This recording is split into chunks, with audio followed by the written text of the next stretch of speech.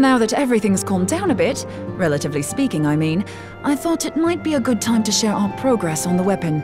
I believe we're on the verge of a breakthrough. Well, don't keep us all in suspense.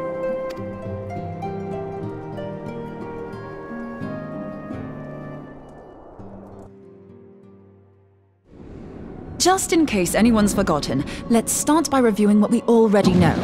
So, an Ascian is an immortal because its soul doesn't return to the ethereal realm when its host is defeated. Instead, it flees to the place that lies between our world and the void. Therefore, the first step to permanently defeating an Ascian is preventing its soul from making this journey. And if you recall, when we last gathered here, I had verified that white auracite has adequate capacity to entrap the beings, albeit only briefly. Which left the small matter of their extermination. Aye. To unmake an Ascian soul, one must needs smite it with a concentrated burst, or blade, of purest ether. However, we wanted for both the data and the means to forge such a weapon. Short of experimenting on an actual Ascian, you see, there's no way to gauge how much ether its soul is made of.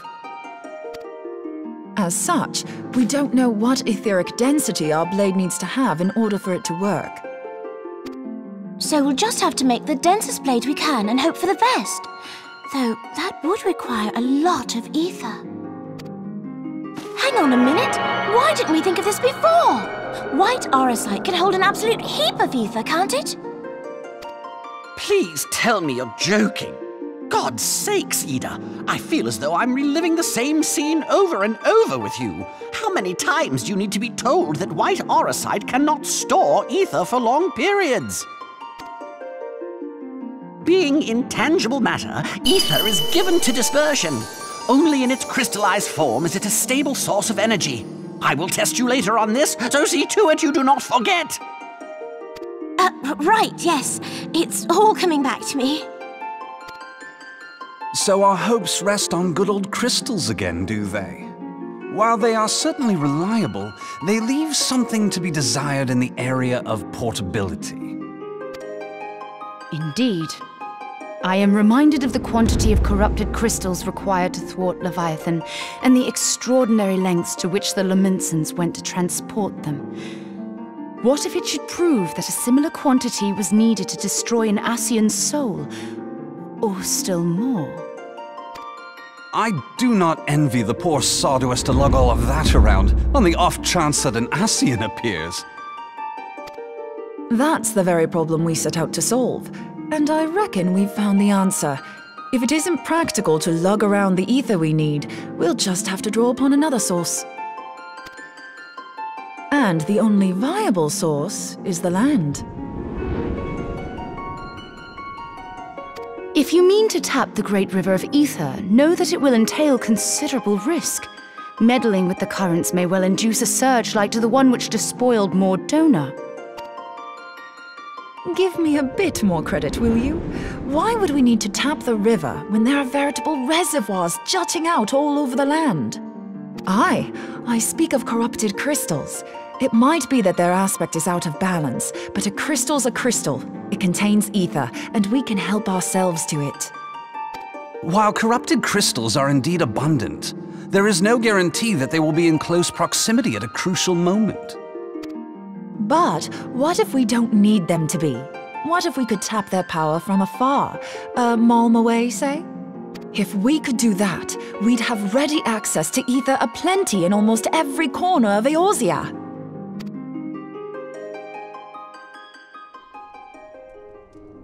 I've yet to put my theories to the proof, but I've got a good feeling about this. If no one has any objections, I'd like to see where this avenue leads. If you think it worth your while, you have my blessing. But tell us, what are your theories? I, for one, am most eager to understand the process, however vaguely. I thought you might say that, but no one wants to listen to boring old theories all day, do they? I know I don't. So with your permission, I'd like to try something a bit more hands-on. I've already built an etheric siphon especially for this purpose, and I've been meaning to try it out. Thing is, the profusion of corrupted crystals in Mordona makes it something of a high-risk testing ground. If anything goes awry with the siphon, it would be better if it didn't happen within spitting distance of quite so much ether. Ideally, I need an isolated specimen. Does anyone know where I can find one?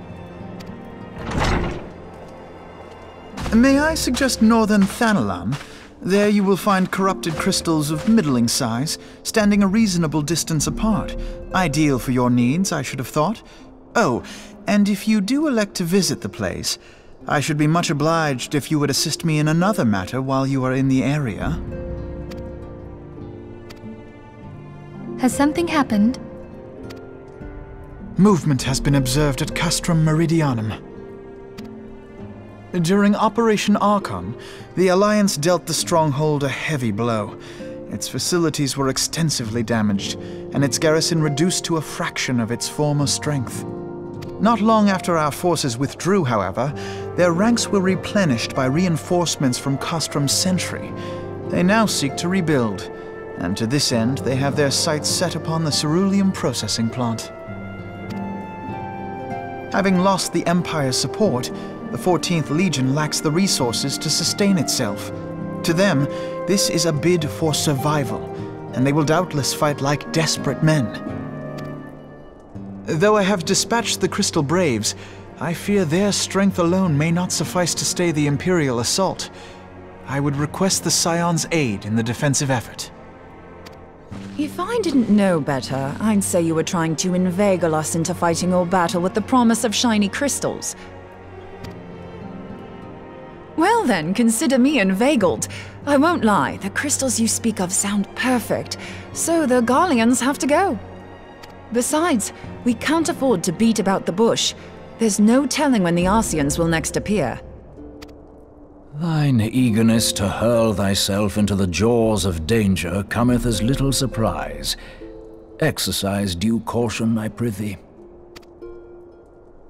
Though you have become a Crystal Brave, you are yet a Scion, Alphino. We could hardly refuse you. Pray, join the Crystal Braves and lend them your support. Thancred and Papalymo shall accompany you.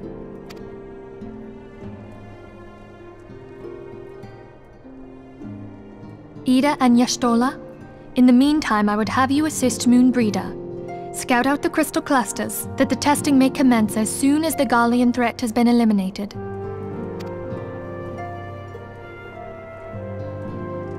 If it please you, I shall continue mine own experiments on white aurosite. Thank you, Urianger. Everyone, pray see to your preparations and depart as soon as you are able. Go well, and be safe.